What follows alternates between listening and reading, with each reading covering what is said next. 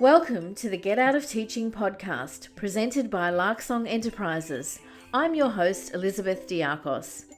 On the show, we'll look at the who, what, why, where, when and how of moving out of your education career and into a life you love. We'll meet ex-teachers, delve into what we love about teaching and how to translate that into something new. We'll talk to people who can support and inspire us as we make the transition and work on identifying the legacy we want to leave in the world. So come along for the ride as we get out of teaching. Episode 1.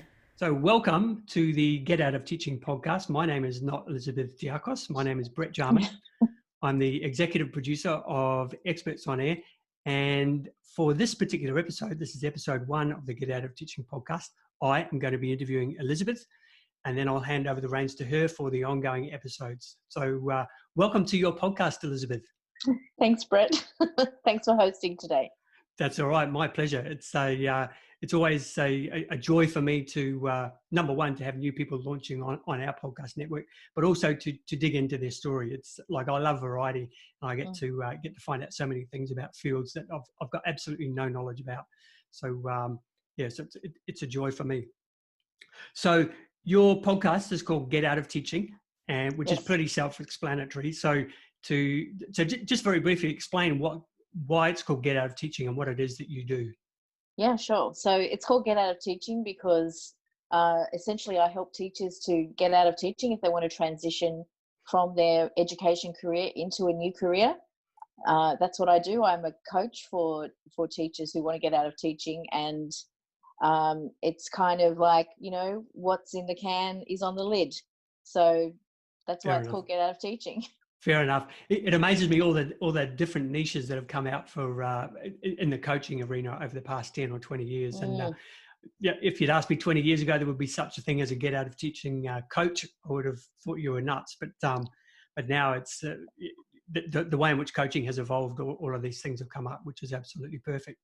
So would I be right in presuming, Elizabeth, that you can talk about this because you've got out of teaching yourself? That's right. So I was a teacher. I was an art teacher in a primary school for around about 7 years. And then I did some other work in the education sector, but not directly in schools. So I worked a little bit at a university as a teaching undergrad students about teaching the arts. And also I worked with Teach for Australia as a coach. So I was in classrooms helping the associates who were working in schools to manage their classroom environment and, looking at the classroom dynamics play out and to see how we could improve the academic outcomes of their students, but also for the teacher as well, for their own well-being. And that gave me a really great insight into what happens in schools when I wasn't the person in the midst of it. I was sort of one step back, able to watch on and see the dynamics play out. And for me, that was fascinating, but it also made me realize, this is a really stressful job and people bring everything to the table, and sometimes it's just, not enough, or it just gets to the point where they can't continue along that trajectory without something needing to change. Got it. So, so you talked about bringing everything to the table. We'll talk about your path out of teaching in a moment, but I just want to cover your actual teaching journey first. And I read a LinkedIn post of yours. You said something which I thought was quite beautiful. You carry your students in your head and your heart. And that kind of backs up what you're saying about bringing everything to the table. So what got you into teaching? And tell us a little bit about your own teaching journey. Yeah, well, I guess I got into teaching in part because my children have big feet. So as you do. We have 5 children. At the start of every school year, we were buying them school uniforms and all the rest. And I said to my husband, I think I need to have a career. I can't just raise babies for the rest of my life.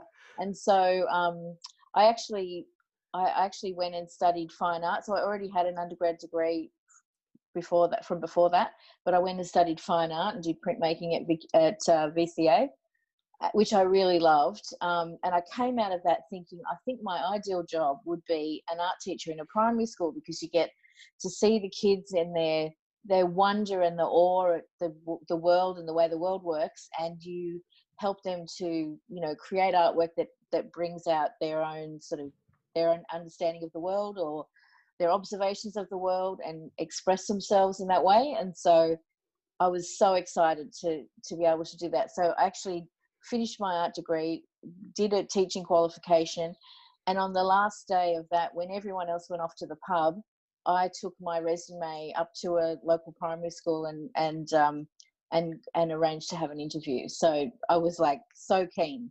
Good I for really you. wanted to get started. Good for you. And That shows a lot of patience.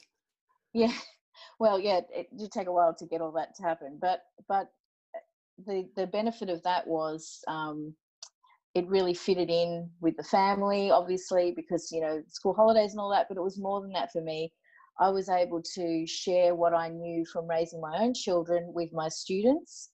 They, when the Scooby craze was on, remember that they used to thread those little plastic sort of string things and make like little key rings and things out of them. They were plaiting them. Yes, yeah. Yeah, I know. It was a big thing. Anyway, I knew all about them because my kids were right into that. Right. So they were just, Was that before iPads? Yeah. Got it. Yeah, it was before iPads. Okay. There's probably an app for that now. It wasn't that long ago, Anyway, so yeah, my kids were into that. I would see my students where my kids were playing basketball. I go to the shops and my students would be there. So I really became part of that community. Right. And so what made you decide to get out of teaching? It sounds like it was a source of joy for you, but at what point did it stop being joyful? Yeah. So it was a source of joy for a long time. But I think part of what I began to realize was that I would do things out of generosity. So, for instance, I ran an after-school music program. I founded that at the school where I was working. I loved it. I'd have all the little, the kids would come in after school and they'd play their instruments and everything. But no, and this was not really the school's fault. This was more of someone in the department embezzled some money. And so they cracked down on anyone taking money for anything that didn't go back to the people who paid the money. So we were taking money from the students, like, $6 a week to come to this music class after school. And I was putting that back into the art budget. And so what happened was, because of this thing that was external to the school, the whole Department of Education cracked down on any kind of money changing hands. Wow. And so then we had to allocate that just to those few students and not support the whole art budget. And that was a huge blow for us because we weren't being paid. We were using the school premises to run the class, but the lovely thing was we got to bolster the budget for the entire school. Right. And it meant that we could, we had a kiln and we were able to buy glaze for the clay and all this stuff that we used that money for. And then suddenly we weren't able to do that anymore. So there became just constant, it was more like death by 1,000 cuts, there were little things all the time, extra expectations. You need to do this, when I was doing it out of the goodness of my heart, and then suddenly it became part of my job description. Right. So there was always something like that going on. And over time, it just got to the point where, I'd wake up in the morning and I'd sort of hesitate to put my feet on the ground because I didn't want to go to work anymore. Right. So how much of that relates to the career choice, and how much of it do you put down to the actual job? Like, was it an option for you to find a job at another school, for example? Yeah. So because I'd also just serendipitously had the opportunity to work with Teach for Australia, I actually saw a lot of other schools. And I also did some relief teaching as well in other schools. Right. So I have actually worked probably as a coach and also as a teacher, maybe in about 15 to 20 other schools. And I started to see the same things playing out, the politics in the staff room, the unrealistic expectations, the narky emails, the parents complaining to the principal, all those things were happening everywhere.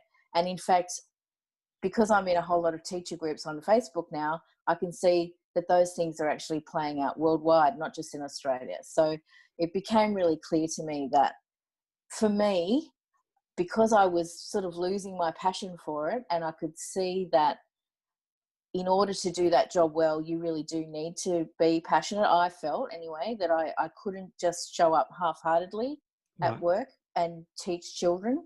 I just didn't it didn't feel right to me. It felt inauthentic to go to Yeah. school and teach and wish I was somewhere else, Right. you know?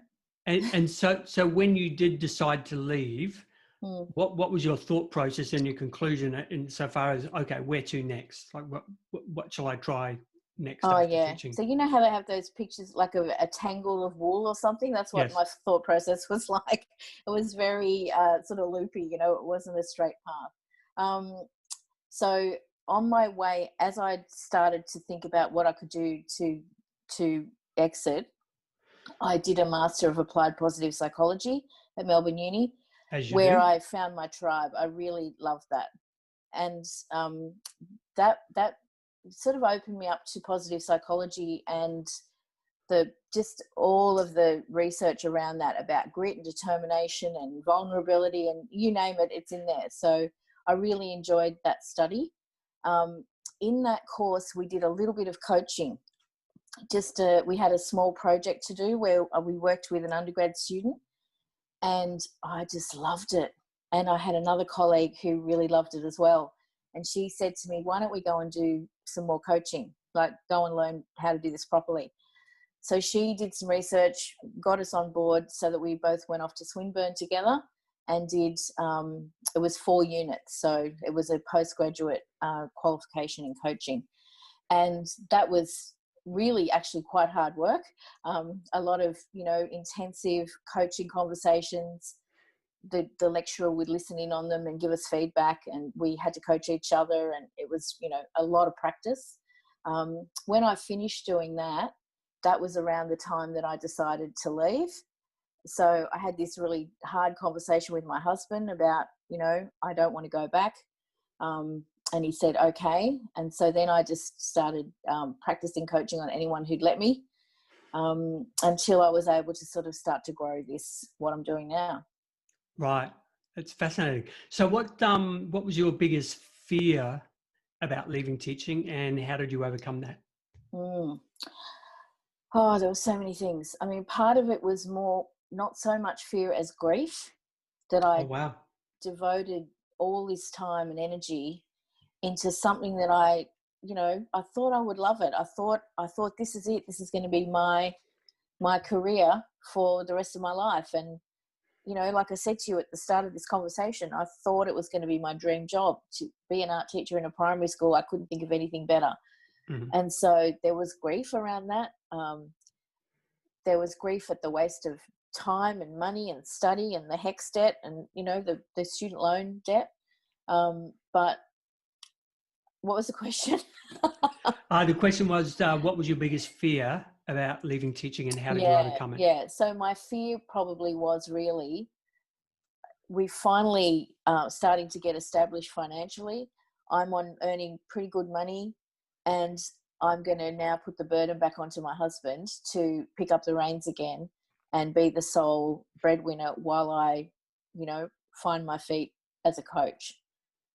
So that was probably the biggest fear. Right. But he actually said, just do it, because I'm sick of you whining about your job and being miserable. So just go do it. Right. So did you overcome the fear as such, or did you just learn to live with it? Yeah, I think I just had to live with it, and I had to keep sort of pushing, like even now, I mean, there are days when I think, oh, should I just go back and do a day of relief teaching? Maybe right.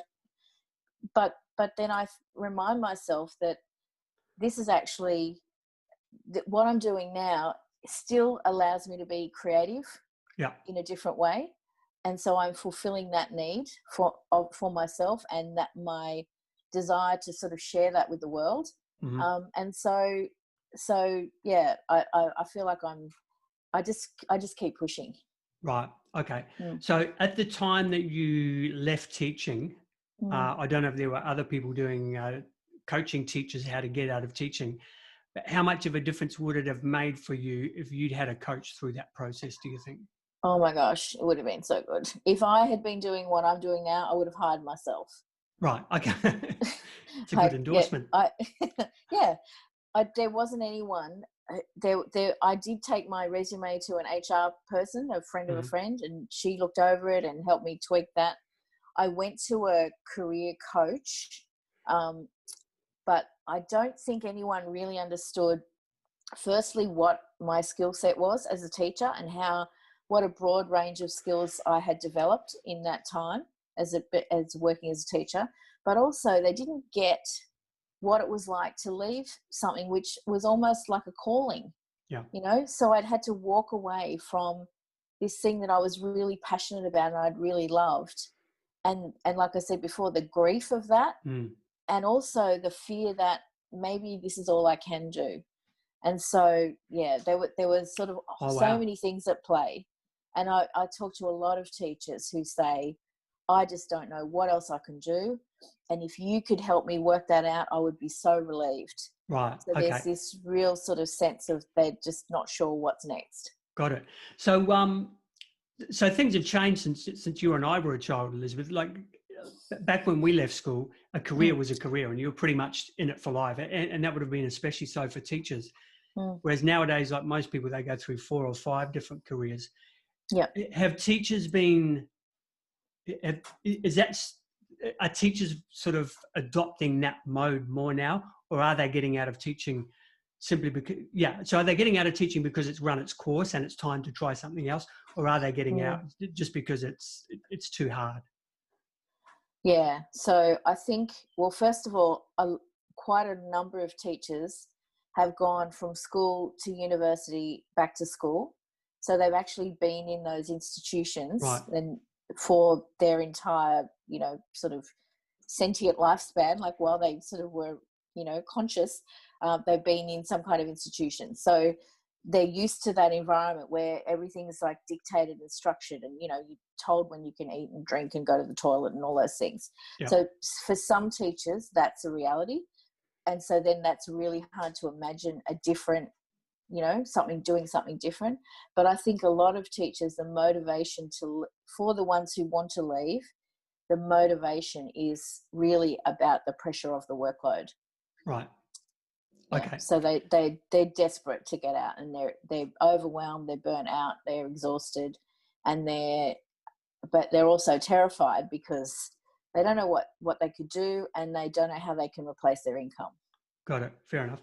So if someone's working with you, I presume there's more to it than just you being a cheerleader and say, come on, you can do it. Like, is there a structure? Is there a framework that you work with someone to sort of help them with that transition? Yeah, sure. Yeah. So the cheerleading aspect is actually quite important because often the fear is, I can't do this on my own. And so if you know that there's someone there who's got your back, that actually really does help. But there's definitely a structure. So when I first meet with someone, after we have our clarity call, which is really about a conversation to determine whether or not we would be a good fit to work together, but also it's about helping them to really get a clear picture of their current situation. Often I'll get off that call and the person I've just spoken to will say, you know what, I'm not ready to leave yet. I can't leave for another year or two because I really need this income, or I feel like I haven't exhausted the possibilities of this job yet. I want to try another school or another district or whatever. And so I go, great, where I am. If you come back to me if you still want to talk again in the future. But for the people who've really decided they want to get out, after that first conversation, and if they decide they want to work with me beyond that day, I would send them some pre-work. Part of that is looking at their character strengths. Part of that is also looking at their priorities for their life. So we really start to dig deep into what makes them tick and sort of, rounding out, like, what do you want your whole life to look like? So what I do is not just help people find a new job. You can go to a recruiter for that. This is something different. What we're doing is actually working out what is the life that you want to create for yourself, and how can we find work that actually aligns with that and supports that, rather than, a lot of people think that they go to work to support the job, but I'm saying no, it's actually the other way around. The job should be supporting you in creating the life that you want to live. Got it. That's perfect. So, so just to reiterate for those who are listening, if someone gets on a call with you, it's not so that you can bully them into getting out of teaching. It's so that you can work with them to work out whether getting out of teaching is the right path for them or not, or whether there's something else that they can do to adjust to their environment, so to speak. And if they are going to get out, that it's more than just find a job and then move on, because that can be a bit of a lottery in itself, really, can't it? Yeah, that's right. And look, I've had clients who said, "Oh, this is the path I want to take. Path A. We work on that for a while, and then they go, actually, you know what? That's not right for me. I'm going to do something different." And so, one of the really wonderful things is saying, don't consider that failure. Just go, I'm going to reset that goal. So we just reset and create a new goal. Okay, we're going to try path B now. But I work with them for long enough. So it's a 6-month program that I'm offering so that they've got time to test their options and to see what's going to work. And the other thing that we do is, if they're still staying in teaching while they plan out their exit strategy, I also support them in just managing their current position. So help them with classroom management strategies, help them with managing the workload, help them with managing their mindset, so that they actually go out well when they do leave. Right. And I think that's really important, that you don't, like, I feel like I limped out like a wounded animal, I just dragged myself out and I was kind of bedraggled at the end. Whereas I really want to help people leave well and leave really with a sense of achievement for what they've managed to, achieve in their career. Fair enough. Yeah, that's an important distinction. You want to walk out with your head held high, rather than crawling like a wounded animal, as you say. Good eye. So Elizabeth, you mentioned teachers in other countries before, and I know you work with teachers in other countries. What, if anything, have you noticed is different about the struggles they have, for want of a better word, and what's the same about the struggles between countries? Yeah.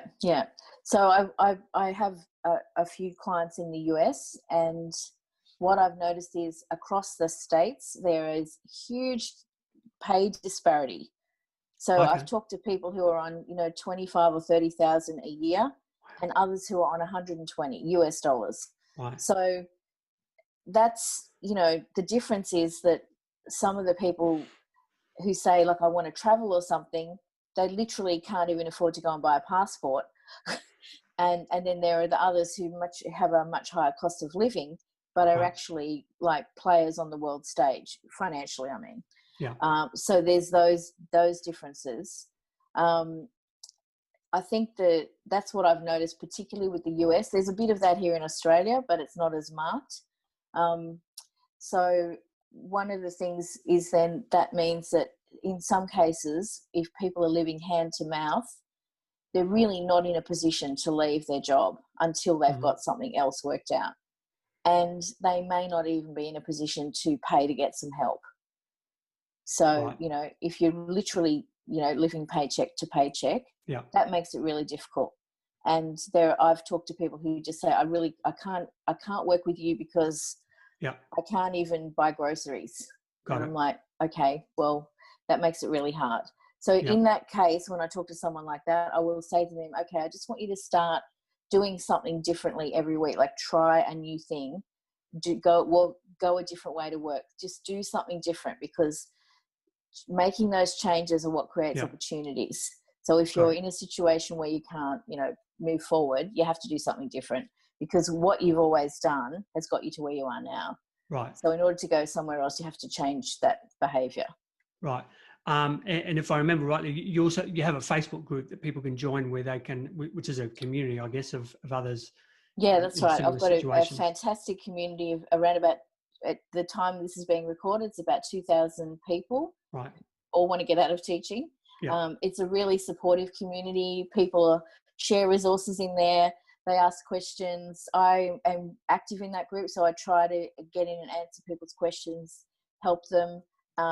Sometimes I'll offer them a clarity call if that is appropriate. So I'm really, trying to foster a community.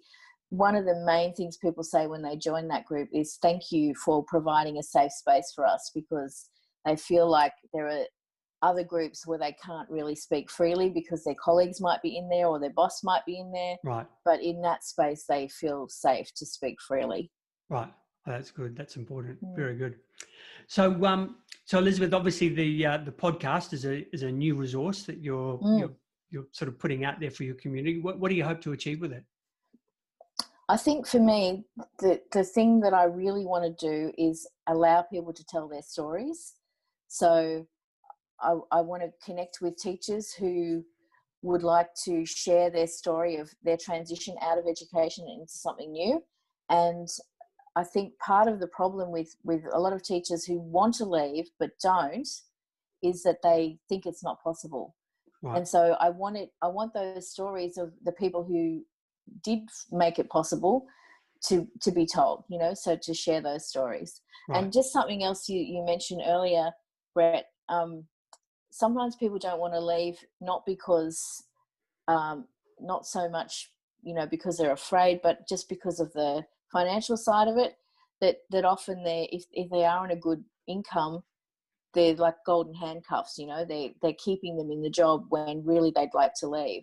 Right. And so that's something that we try and address too, because sometimes the pay cut is worth it. Yeah. To get out and have that peace of mind. And sometimes that's a really hard transition to make in your mind, that it's going to be okay. Yeah. That, you know, there'll be other benefits to getting out that aren't covered by financial security. Got it. Yeah. Yeah. And there are countless, and this obviously isn't just a teaching thing, but there are countless stories of people who have had an income sacrifice of some sort, but because it comes with less stress, they end up being so much happier because of it. Yes. But, yeah, exactly right. Yeah. But of course, naturally you would explore opportunities where they can either maintain income or increase it. But absolutely. But at the end of the day, it's a balancing act, of course. Good eye. Well, sometimes that's not always the priority either. Sometimes money isn't the priority for someone. Exactly. Yeah. Fair enough. All right. Well, I'm really excited for this, Elizabeth. Up until a couple of months ago, I didn't know there was such a thing as a coach who helps teachers get out of teaching. But I can see now, you know, through my interactions with you, just how important it is, and how it's easy for the rest of us to simplify it. Oh, just get another job and go get it and leave. But there's more to it than that. Like the whole grief thing. It's easier for someone to leave a career or a job that's less important to them. But for teachers, as you say, they do put their head and their heart into a role. So there's a bit of extra nurturing, and I'm so glad that you're there to help them through that path.